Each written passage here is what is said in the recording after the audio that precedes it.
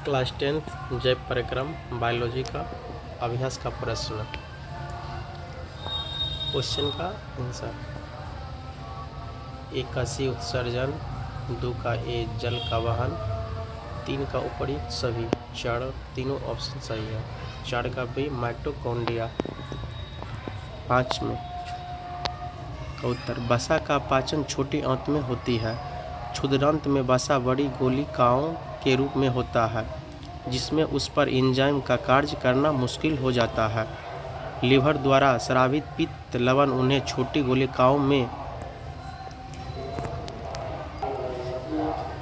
खंडित कर देते हैं, जिसमें एंजाइम की क्रियाशीलता बढ़ जाती है। यह इम्लसीकृत क्रिया कहलाती है। पित्त रस अम्लीय माध्यम के क्षारीय बनाता है, ताकि अग्नाशय से स्रावित लाइपेज एंजाइम क्रिया हो सके। लाइपेज एंजाइम वसा के माध्यम को वसा अम्ल तथा ग्लिसरॉल में परिवर्तित कर देता है। पेचिश वसा अंत में अंत्र की भित्ति अवशोषित कर लेती है। भोजन के पाचन में लार की भूमिका निम्नलिखित है। 1 में भोजन का गीला करता है, जिससे निगलने में आसानी होती है। लार में टाइलिस एंजाइम होता है, टाइलिन, जो मंड स्टार्च के जटिल अणु को शर्करा में खंडित करता है। इसमें मौजूद लाइसोजाइम हानिकारक जीवाणुओं को नष्ट कर देता है। 7 का आंसर। हरे पौधे स्वपोषी कहलाते हैं, क्योंकि प्रकाश संश्लेषण की क्रिया द्वारा वे अपना भोजन स्वयं बनाते हैं। प्रकाश संश्लेषण के लिए आवश्यक परिस्थितियों निम्नलिखित है। 1 में क्लोरोफिल, पौधे के हरे भाग में क्लोरोफिल होते हैं, जो प्रकाश ऊर्जा को अवशोषित करता है। 2 सूर्य का प्रकाश, सूर्य के प्रकाश से। सी कार्बन डाइऑक्साइड वायुमंडल से। जल, पौधे जड़ों द्वारा भूमि से प्रकाश संश्लेषण की क्रिया को निम्नलिखित रासायनिक समीकरण द्वारा बनाया जाता है। कार्बन डाइऑक्साइड 6 कार्बन डाइऑक्साइड, जल 12 H2O, क्लोरोफिल सूर्य का प्रकाश, तीर का निशान, C6H12O6 ग्लूकोज 6O2 6H2O संतुलित भी किया गया है। अतः कार्बनिक ग्लूकोज ऑक्सीजन तथा जल उपरोत्पाद के रूप में प्राप्त होते हैं। वायवीय शोषण और अवायवीय शोषण में अंतर। वायवीय शोषण ऑक्सीजन की उपस्थिति में होता है। अवायवीय शोषण ऑक्सीजन की उपस्थिति में अनुपस्थिति में होता है। वायवीय शोषण में ग्लूकोज का विखंडन होता है, इसमें ग्लूकोज का विखंडन नहीं होता है। वायवीय शोषण में अंतिम उत्पाद कार्बन डाइऑक्साइड एवं जल हैं। इसमें अंतिम उत्पादन लैक्टिक अम्ल अथवा इथेनॉल C2H5OH और कार्बन डाइऑक्साइड CO2 होते हैं। इसमें काफ़ी मात्रा में ऊर्जा उत्पाद होता है, 38 ATP अणु। इसमें ऊर्जा कम उत्पाद होता है, 2 ATP अणु। यह कोशिका द्रव तथा माइटोकॉन्ड्रिया में होता है। यह कोशिका द्रव तथा मानवों के पेची कोशिका में होता है। 8 नंबर। 9 नंबर का आंसर। कुपिका एक सतह उपलब्ध कराती है, जिससे गैसों का विनिमय हो सके। कुपिका भित्ति में रुधिर वाहिका का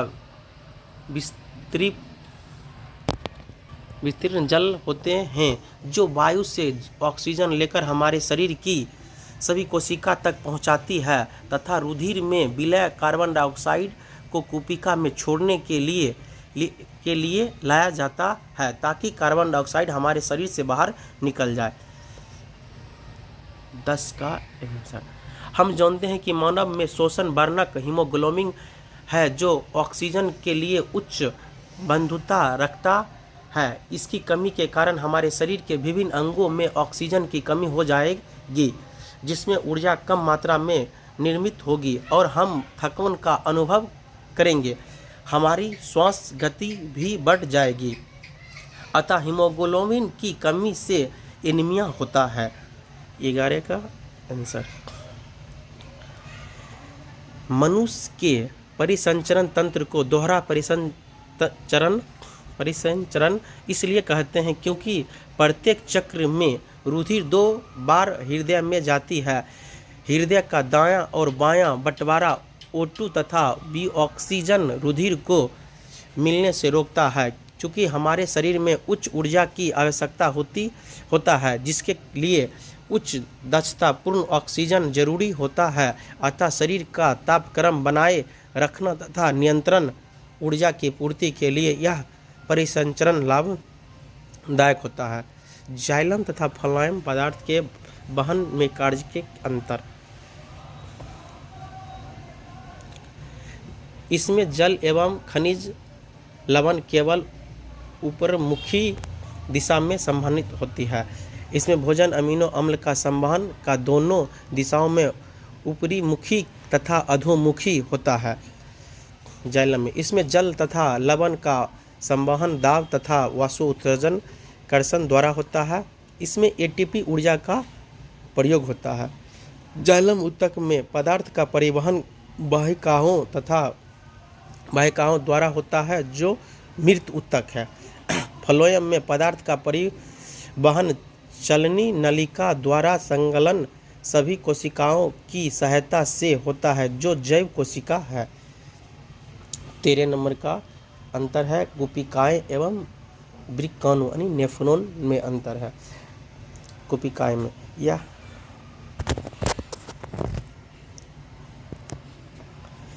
फुसफुसिया को संरचनात्मक एवं क्रियात्मक इकाई है।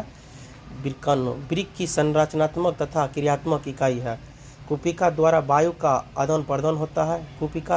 कुपिका द्वारा रक्त का आदान प्रदान होता है।